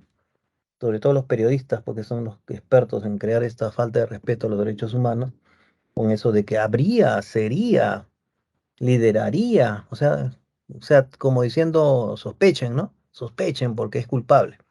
Pero no hay presunción de culpabilidad, eso no existe, existe presunción de inocencia. La culpabilidad se demuestra con un juicio, con pruebas, con evidencias, ¿no? Pero acá ya, pues, ustedes saben cómo nuestros políticos y nuestros periodistas, ¿no? De la mayoría de los medios de comunicación. Los instrumentos internacionales de protección de derechos humanos tenemos en el caso la Carta Internacional de Derechos Humanos, que se divide en la Declaración Universal de Derechos Humanos y los pactos internacionales jurídicamente vinculantes, obligatorios. La Declaración Universal de Derechos Humanos, que es un acto voluntario, fue proclamada pues, por la Asamblea General de las Naciones Unidas en París, diciembre del 48. Comprende un conjunto de derechos, pues, ¿no? Civiles, políticos, culturales, económicos, sociales, ¿no? De los cuales deben disfrutar todas las personas de todos los países. Y el Perú, acá viene el asunto, ¿no? Aprobó pues la Declaración de Derechos Humanos en diciembre de 1959, pero lo aprobó por resolución legislativa 13282. O sea, cuando es resolución legislativa quiere decir que lo aprobó el Congreso de ese momento, y cuando es resolución legislativa tiene un rango de ley, o sea que en el Perú es obligatorio la defensa de los derechos humanos. Esto le concedió declaración de texto legal pues a los derechos humanos en Perú, ¿no? En la Constitución. Y los pactos vinculantes, por ejemplo, en derechos civiles, como dice ahí, ¿no? Mm, tenemos, bueno, derechos económicos. El primer artículo de cada pacto, por ejemplo, internacional, afirma que todos los pueblos tienen derecho a hacer la libre, pues, autodeterminación, y que según estos derechos tienen libertad para elegir su estatus político, para lograr su desarrollo económico, social, cultural. Y se reconoce, pues, que los derechos económicos, sociales, culturales de las personas, incluidos los derechos laborales, de salud, ¿no? De educación, nivel de vida adecuado, fue adoptado pues en 1966 y entró en vigencia en enero del 76. También los derechos civiles y políticos de la libertad se reconocen pues como mecanismos para protección y garantía, y también entraron en vigencia en 1960, ¿no? 76. ¿Cómo se protegen los derechos humanos, ¿no? En general? Por la Corte Internacional de Justicia, básicamente, que es un tribunal constitucional, un tribunal, perdón, de Naciones Unidas, cuya sede queda en el Palacio de la Paz, en la ciudad holandesa llamada La Haya, ¿no? En los Países Bajos. Entonces queda en Holanda, conformada por 15 magistrados elegidos por la Asamblea General de Naciones Unidas y el Consejo de Seguridad, que cumplen mandato de 9 años, ¿no? Entonces la Corte Internacional, pues, es el órgano judicial, pues, un tribunal de justicia con jueces, ¿no? De Naciones Unidas, que se encarga, pues, como vemos ahí, de decidir, eh, conforme al derecho internacional, pues, ¿no? Las controversias de orden jurídico entre estados, o sea, entre países, y de emitir opiniones consultivas respecto a cuestiones jurídicas. El objetivo principal de la Corte, pues, Interamericana, perdón, la Corte Internacional de Derechos, ¿no? Es resolver las controversias, situaciones internacionales entre estados que podrían ser susceptibles de quebrantar la paz, o sea, que pudieran generar guerras. Ahora, eso fue lo que Perú, por ejemplo, se recurrió a esta Corte Internacional con el caso de Chile, ¿no? Con el límite marítimo. Bueno, ya sabemos que esa situación es larga, pero la vamos a explicar en su momento cuando tengamos la clase. Pero lo cierto es que el veredicto de la Corte es obligatorio, pues, ¿no? O sea, es vinculante, obligatorio, ¿no? No, no se puede apelar, es inapelable. Em, y en el caso de América, tenemos, del continente americano, tenemos el Sistema Interamericano de Derechos Humanos. Sistema Interamericano. O sea, esto funciona para nosotros, ¿no? Esto depende de la Convención Americana de Derechos Humanos, que se firmó y que se estableció en el Pacto de San José de Costa Rica en el año 69 y que entró en vigencia en el 1978, ¿no? De esta manera, pues, los estados, partes o miembros de la Organización de Estados Americanos, está Perú, por supuesto, en esta convención se comprometen estos países a respetar los derechos y libertades reconocidos en ella y a garantizar el libre y pleno ejercicio de toda persona que esté sujeto a su jurisdicción. O sea que en el Perú, por ejemplo, el Estado garantiza los derechos humanos, ¿no? Sin discriminación alguna de las personas por motivo de raza, color, sexo, idioma, religión, opinión política o cualquier otra índole de origen nacional o social, la posición económica, nacimiento, cualquier otra condición social, nada de eso puede menoscabar los derechos humanos que tenemos todos por igual ante la ley. Es la obligación entonces de los Estados partes del desarrollo progresivo de los derechos económicos, sociales y culturales que se encuentran contenidos en la Carta de la Organización de los Estados Americanos o la OEA, ¿no? Ahora, en esta Convención Interamericana tenemos la Comisión Interamericana de Derechos Humanos y tenemos a la derecha la Corte Interamericana de Derechos Humanos. ¿Cuál es la diferencia, no? Ante todo, la Comisión no es un órgano judicial, ¿no? Su principal función es promover, como dice aquí, la observancia y defensa de los derechos humanos, y en el ejercicio de su mandato estimula la conciencia de los derechos humanos en los pueblos de América. Las personas o entidades pueden recurrir a la comisión también a quejarse si es que en sus países no se han respetado los derechos humanos. La sede de esta comisión se encuentra en Washington y está integrada por 7 miembros elegidos por la Asamblea General, ¿no? Y la Corte Interamericana, ahí sí hay jueces, ¿no? Es un órgano jurisdiccional autónomo de la OEA. Su función principal, como ven allí, es pues examinar y emitir sentencias sobre caso de violación de derechos humanos, ¿no? Y solo los estados partes de la comisión, que hemos visto, tienen derecho a someter un caso a la decisión de la Corte. Y de esa manera el fallo de la Corte es definitivo e inapelable, ¿no?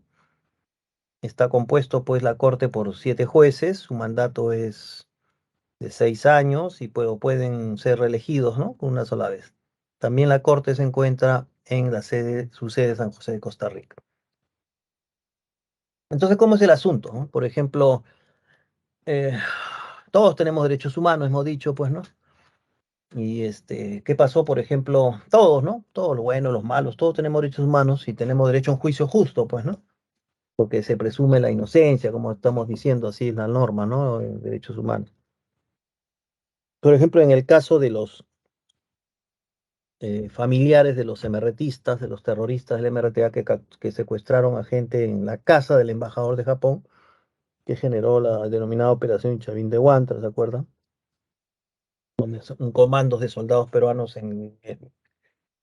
irrumpieron, pues, para rescatar a los 72 rehenes, murió uno de estos rehenes, pero eran 15 terroristas y a los 15 murieron, pues. Entonces, todo cuando se vio, nosotros solo vimos videos, pues, que se escuchaban balazos, no veíamos adentro de la casa, pues. Cuando salieron a dar explicaciones, dijeron que habían muerto los 15 terroristas y que había muerto uno de los rehenes y que, bueno, ya se considera un éxito, ¿no? Pero lo cierto es que los familiares de estos terroristas no estaban conformes, pues, con lo que había pasado, ni la explicación, ¿no? Porque dijeron, pero ¿cómo? Los 15 han muerto, ni uno se ha rendido, porque la norma de derechos humanos dice que a la persona que comete un delito hay que llevarlo a juicio, ¿no? En cambio, aquí todos murieron. Entonces los familiares reclamaron al Ministerio Público, ¿no? A las instancias judiciales del Perú reclamaron, pues, que se exhumen los cadáveres y se revisara que un antropólogo forense, o sea, uno que se estudia los cadáveres, vea y determine cómo habían sido los balazos que mataron a sus parientes, ¿no? De emergentistas. Y se descubrió que muchos de estos emergentistas tenían un balazo en el cráneo. Y este balazo en el cráneo era disparado por una persona en un ángulo de 45 grados. Pero para que la bala te caiga en la cabeza en un ángulo de 45 grados, quiere decir que has estado arrodillado. El que te mató estaba parado. Y levantó la pistola, la puso en la cabeza y disparó. 45 grados el ángulo, ¿no? Entonces, si se demuestra, como bien mostraron los forenses, que muchos de estos cadáveres de los terroristas tenían balazo en la cabeza en 45 grados de disparo, entonces claramente se quedó que la interpretación correcta es que habían sido asesinados cuando se habían rendido. Eso se interpretó como violación de derechos humanos por parte de los familiares. Por si acaso yo estoy explicando este caso, ¿eh? Yo no soy a favor, yo soy un hombre, ya les he dicho, católico, cristiano, yo no creo en la violencia, pero estamos explicando el caso, ¿no? De esto. Bueno, ¿y qué pasó? Pues no pasó como los derechos humanos dice que todos tienen derecho, ¿no? A un libre proceso judicial. Los familiares denunciaron al Estado peruano por violación de derechos humanos, ¿no? Con estos resultados del antropólogo forense. Y como no quisieron reconocer el Estado peruano de que en verdad había sido una ejecución extrajudicial, se llama eso, o sea, sin juicio, rechazaron el pedido de los familiares. Entonces los familiares que hicieron fueron, agotaron las instancias aquí de Perú, de justicia, y se fueron ahí a la Comisión Interamericana de Derechos Humanos. Llevaron todas las pruebas, llevaron los datos del médico forense, llevaron los documentos que les negaban el Poder Judicial y todos los órganos jurisdiccionales de Perú le negaban el derecho a reconocer estos asesinatos extrajudiciales porque los acusaban de traición a la patria, por supuesto, todo eso los terroristas, ¿no? Pero finalmente la comisión pasó a la corte y la corte revisó los expedientes y llegó a la conclusión, pues, de que en verdad habían sido ejecuciones en estos muchos casos extrajudiciales. Y por lo tanto dio una sentencia de que el Estado peruano indemnice con dinero a los familiares, ¿no? De los terroristas que habían sido asesinados, digamos, con un disparo en la cabeza, así como expliqué, ¿no? Así que en ese caso la Corte, como tiene pues injerencia una vez que se agotan las instancias en el país de origen, ¿no? En el caso Perú, tiene injerencia de dar un veredicto, dio este fallo que fue inapelable, pues, y definitivo, ¿no? Y de esa manera, pues, los familiares de MRTA cobraron una indemnización, ¿no? Que tuvo que pagar el Estado. Y pasamos a la Carta Democrática, pues, ¿no? Que está de moda ahorita porque, como ustedes saben, nuestros políticos que son, pues, unos lumpen delincuentes, unos lumpen políticos, están metidos en problemas del Ejecutivo con el Legislativo y todas estas acusaciones y todo, que el presidente actual ha pedido la intervención de la Carta Democrática Interamericana, firmado en Lima, pues, en el 11 de septiembre de 2001, cuando estaba el presidente Toledo en la sesión especial de la OEA. ¿Qué cosa dice esta Carta Democrática, no? Básicamente nos dice que hay dos aspectos esenciales, ¿no? Que considera que la democracia definitivamente tiene una definición, pues, que es el gobierno de las mayorías, ¿no? El poder de las mayorías. Bueno, sabemos que la democracia se sostiene en el diálogo, que siempre la democracia no fomenta la violencia, sino el diálogo para solucionar problemas. Y que la Carta Democrática debe prevenir los mecanismos diseñados para responder, prevenir en caso de que se afecte la democracia en los países miembros de América, ¿no? De la OEA, como caso Perú. Entonces, la Carta Democrática en lo político es un compromiso, pues, de los gobernantes de América para con la democracia, teniendo como base la dignidad humana. En lo histórico se entiende que recoge los aportes de la Carta de la OEA y que en lo sociológico expresa la demanda de los pueblos de América por el derecho a la democracia. Y en lo jurídico es una herramienta de actualización o interpretación de la Carta Fundacional de la OEA. Bueno, entonces lo que estamos viendo es pues que lo que vemos es una cosa vergonzosa pues nuestros políticos, ¿no? Supongo, si estamos en democracia, la democracia siempre es diálogo. Si hay problemas, diferencias, hay que conversar. Entonces lo que se entiende es que el poder ejecutivo, legislativo y el Ministerio de Justicia, la Fiscalía, todos deberían conversar para resolver problemas o malentendidos, ¿no? Pero acá no se conversa, pues ustedes saben de que hay gente del Congreso que no quiere ni a ver a Castillo, ni Castillo va a dar declaraciones. Hasta el alcalde electo, este Porqui, que le dicen Porqui, este López Aliaga, ya declaró de arranque que él no va a hablar con delincuentes. O sea, no quieren diálogo.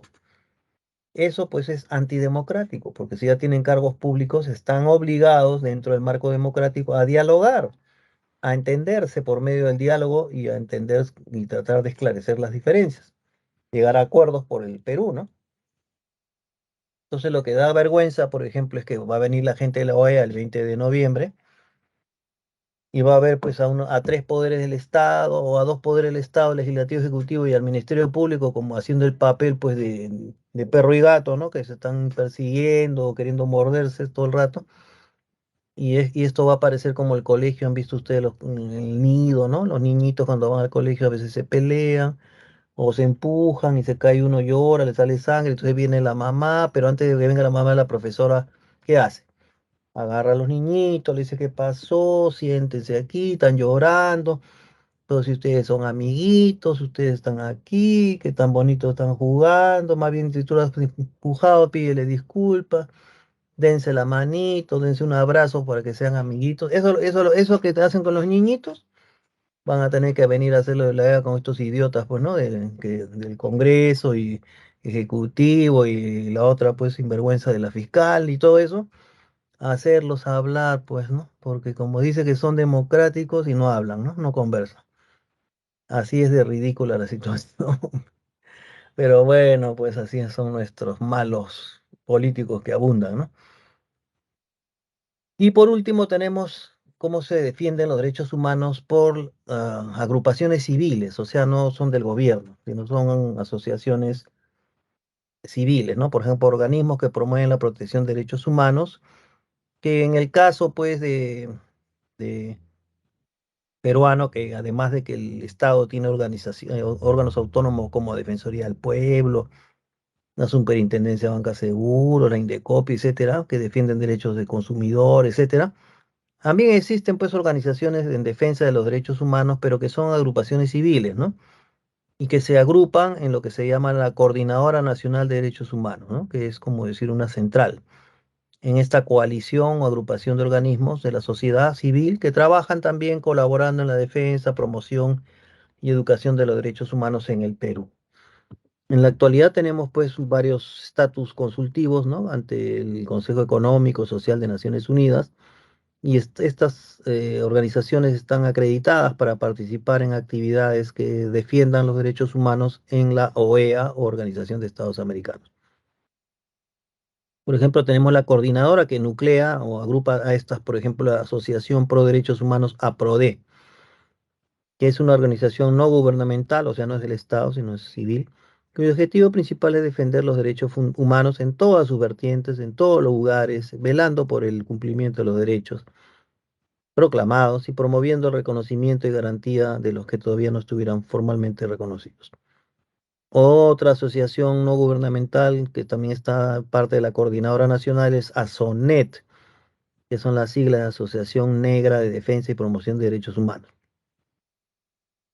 Lamentablemente, pues bueno, como el Perú es un país donde hay un montón de racismo, pues, ¿no? Ya se imaginan ustedes, la gente morena, pues que vienen de los descendientes africanos, que se hacen llamar afroperuanos, se han juntado en esta asociación pues para trabajar para combatir pues el racismo, la discriminación, la pobreza afrodescendiente, mediante la participación activa, efectiva en el ejercicio pleno de la ciudadanía y los derechos humanos de la población negra peruana.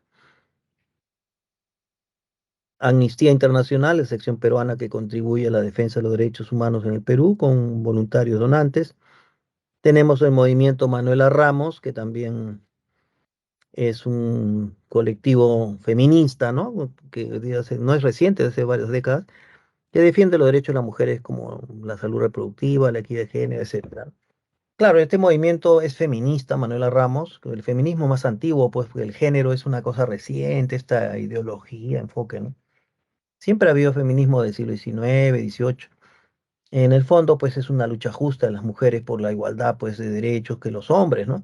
Que se han ido conquistando plenamente en el siglo XX, ¿no? Con el derecho a la votación, etcétera. En buena hora, entonces, las feministas han cumplido un rol muy importante para defender los derechos de la mujer y justo reconocimiento, pues, de toda su igualdad de oportunidades que los hombres, ¿no? En eso no hay ningún problema, ¿no?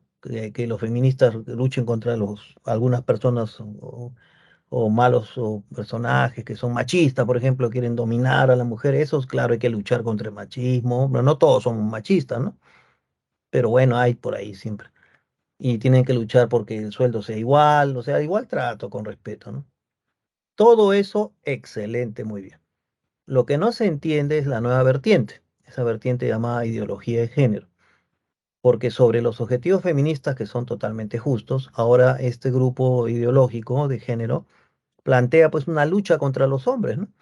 Diciendo de que vivimos en una sociedad patriarcal, lo cual es totalmente falso, porque no, las sociedades patriarcales ya existieron en el pasado, ¿no? En la edad antigua, la edad media, moderna. El patriarcal viene de pater, pater viene del latín padre, es una sociedad del pater familis, o sea, del padre de familia, que cumplía en Roma, por ejemplo, el rol de proveedor y de benefactor, ¿no? De la familia.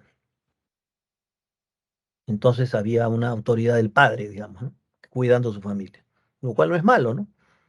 que la cuide en forma autoritaria es otra cosa, pero no es malo, pues, porque está cuidando a la familia, la protege, ¿no? Provee, da seguridad, etcétera. Eso ya no existe actualmente, ¿no? Porque ustedes se dan cuenta que Castillo, por ejemplo, supuestamente el pater, la pasividad patriarcal venía hasta del rey, ¿no? O del presidente, pues que supuestamente cuidaba, pues, ¿no? Al pueblo, ¿no? Pero el Castillo, ¿quién le hace caso, digamos? ¿Quién lo respeta? Nadie casi le hace mucho caso, o sea que ¿de dónde sale que Castillo pueda ser dirigente de una sociedad patriarcal? ¿De dónde, no? Además, los jóvenes ahora tampoco ni hacen caso mucho a sus padres, nadie. Y muchos padres por tampoco ya no pueden con sus hijos porque si no los denuncian de maltrato psicológico. O sea que ya no existe nada de eso. Sin embargo, este grupo de género plantea que sí, para generar la discordia, ¿no? El enfrentamiento de las mujeres contra los hombres, lo cual es muy penoso, pues, porque no deben ser enemigos del hombre ni la mujer, ni el hombre con la mujer, ni la mujer contra el hombre, ¿no? O sea, somos pues la misma especie, somos familia, formamos grupos, somos seres sociales, ¿no? Y este grupo ha salido pues a distorsionar la lucha justa del feminismo, ¿no? Generando lo que se llama discordia entre, acusando de mal. Se le dice también hembristas, ¿no? Porque como son, así como critican el machismo, ellos se van al extremo y quieren someter a los hombres, o sea, sería hembrismo. Ya no sería machismo el problema, sino el embrismo. Y de esa manera, pues se ha generado toda esta discordia, que ojalá pase, ¿no? Porque no es bueno vivir en guerra, pues, ¿no? Y además imaginaria, porque tampoco es cierto que todos los hombres son violadores, que todos los hombres son patriarcales. Ellos hablan así, ¿no? Una vez salió una congresista, Marisa Glave, ¿no? Diciendo que el Perú era un país de violadores. O sea que no sé si esta señora tendrá papá o hermanos, ¿no? Porque para que diga que todos los hombres son violadores, es una afirmación injusta, pues, ¿no? Exagerada. Pero bueno, en su afán de querer conflictuar, entran en esas contradicciones, ¿no? Bien, entonces tenemos allí, nuevamente, repito, que los colectivos feministas son excelentes, pues, ¿no? Tienen todo no sé, todo lo justo para ellos, todo lo necesario. Lo otro sí hay que tener cuidado, ¿no? Con la discordia innecesaria. Tenemos las claves, por favor copien: 1B de botella, 2D de día, 3D de día y 4A de avión. Copien, por favor. Si hubiera preguntas en el chat, también otro ratito voy a mirar. Primero copien las respuestas.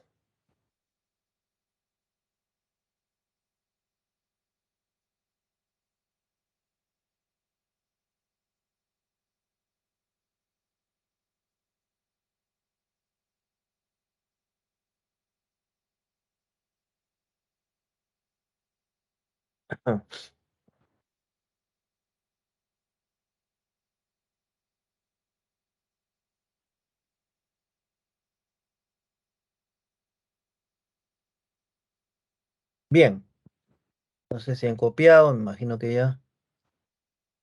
Acá dice: este valor no se vive en las demás sanciones integrantes. Los nazis solían basarse en la presunción de culpabilidad. Ah, claro, pues los nazis sí eran autoritarios, tremendos, así, pues autoritarios, abusivos, ¿no? Que, pues, asumían que los judíos eran culpables, pues eso es lo que pasa cuando empieza a abusar la presunción de culpabilidad, un gente inocente, ¿no? El problema no se vive en las demás naciones integrantes de la OEA. ¿Qué problema se refiere? No entiendo. ¿Cuál es ese problema? No se vive, no sé qué problema será. ¿Que la culpabilidad? Ah, no sé si no estamos en otros países, pero acá en el Perú, pues es un súper problema, ¿no? Un deporte nacional es presumir que alguien es culpable, ¿no? Feminismo radical. No es ni radical.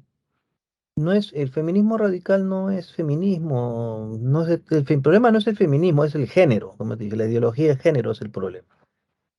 La ideología de género dicen que son feministas, pero en el fondo son enemigos de, digamos, de los hombres, ¿no?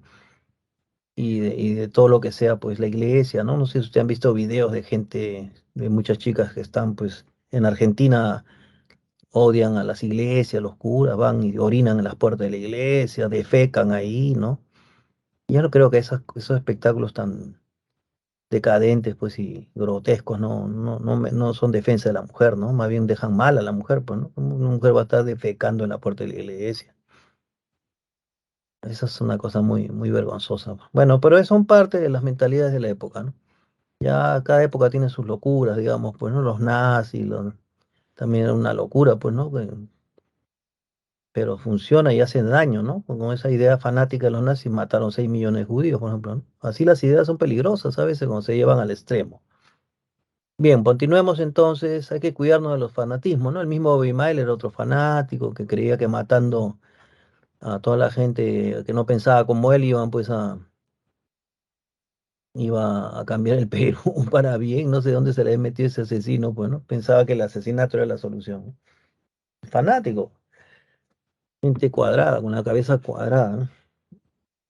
Ejercicio uno, un candidato presidencial durante su cierre de campaña expresó lo siguiente, entre comillas, ¿no? Nuestras políticas públicas anhelan una universalidad donde todos los menores de edad y los adultos mayores tengan sus necesidades básicas cubiertas, donde los problemas de salud integral y el establecimiento de pensiones por jubilación no queden desprotegidas. De lo mencionado por el candidato en base a la Declaración de Derechos, hace referencia a qué? A la letra B, ¿no? Que toda persona como miembro de la sociedad tiene derecho a la seguridad social, habida cuenta de los recursos de cada estado. Pero el estado tiene que ver por la educación, salud de la gente, ¿no? Digamos, estos problemas, esto de las vacunas, por ejemplo, el COVID fue una cosa que el estado, ¿acaso cobraron para ponerte? No, fue una obligación del estado, ¿no? Por la salud pública. Dos, dice, los países signatarios de la Convención Americana sobre Derechos Humanos van consolidando sus instituciones democráticas gracias a la acción de los órganos que componen el Sistema Interamericano de Protección de Derechos Humanos. A partir de lo descrito, identifico los enunciados correctos sobre las funciones correspondientes a cada órgano. Y no dicen que la respuesta es la D, que lo que es correcto es la 1 y 4. Uno, que la Comisión Interamericana de Derechos Humanos realiza el monitoreo y defensa de los derechos humanos en los estados, partes o miembros. Cuando dice estados partes es estado miembro, ¿no? Y cuatro, que la función de la Corte Interamericana de Derechos Humanos implica juntar a las partes involucradas en una audiencia pública. Claro, como es un tribunal internacional de justicia, hay que ser una audiencia pública, ¿no? Tres, la Carta Democrática Interamericana establece que los pueblos de América tienen derecho a la democracia y sus gobiernos la obligación de promover y defenderla, ¿no? Sustentado en ella, un analista internacional afirma que durante un proceso electoral de un estado parte, se puede intervenir a este, o sea, este país, y observar libremente los escrutinios aplicando este instrumento democrático. De lo mencionado por el analista, ¿es verdad esto? ¿Correcto? No, pues la letra D, no, no es correcto porque la observación electoral que hace la OEA es por solicitud del Estado miembro que le invita a la OEA a venir a ver las elecciones. No es que la OEA se meta en cada país que hay elecciones a hacerlo, a mirar a la fuerza, no, es por pedido del Estado que pide observadores de la OEA, ¿no? Por eso que está mal esta declaración del político. Y cuatro, que es una correlación, dice nuestro país, la coordinadora de derechos humanos reúne a un colectivo de organismos de la sociedad civil que contribuyen a la defensa, promoción y difusión de derechos de la persona en nuestro país. Teniendo en cuenta lo anterior, relaciona las instituciones con los principales problemas, ¿no? Que aborda. Nos dicen que la letra A, uno, que es Movimiento Manuela Ramos, con C, que tiene que ver con la impunidad y normalización en casos de violencia contra la mujer y la discriminación. Dos, que es Amnistía Internacional, con A, ayudamos a combatir los abusos contra los derechos humanos en el Perú y en el mundo, ¿no? Por eso es internacional. Tres, Asociación Negra de Defensa y Promoción de Derechos Humanos, con D, los estereotipos que realizan algunos programas televisivos a la población afrodescendiente, o sea que salen a burlarse, ¿no? Cuatro, Asociación Pro Derechos Humanos, con B, la falta de políticas inclusivas sobre los derechos humanos en ámbitos rurales, claro. Bien, esas son las respuestas. Entonces no sé si habrá alguna inquietud. Todavía queda un minuto. Si en el chat no hay alguna pregunta, entonces todavía queda un minuto. Si hubiera alguna pregunta todavía pueden escribirla, o si no, ya estamos a punto de terminar la clase, ¿no? 8:30 termina. Ujú.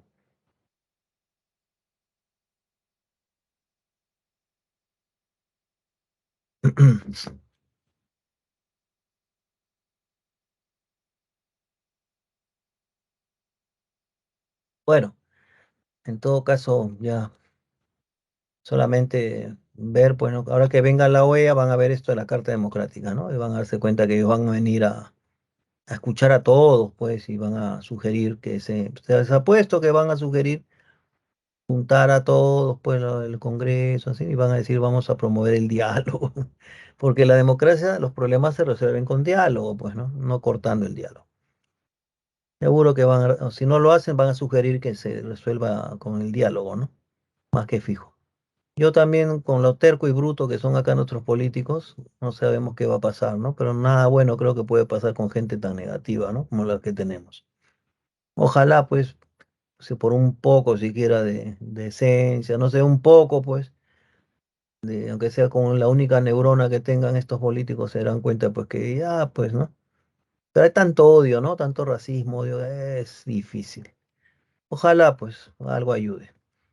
Bien, chicos, entonces continuamos la siguiente semana. Cuídense.